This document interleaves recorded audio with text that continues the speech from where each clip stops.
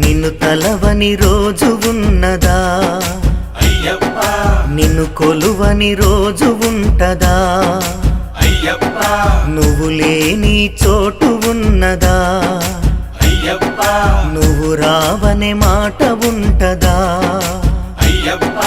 నిన్ను తలువని రోజు లేదు నువ్వు లేని చోటు లేదు నిన్ను ధ్యానించకుంటే నాకసలే బతుకులేదు నిన్ను తలువని రోజు ఉన్నదా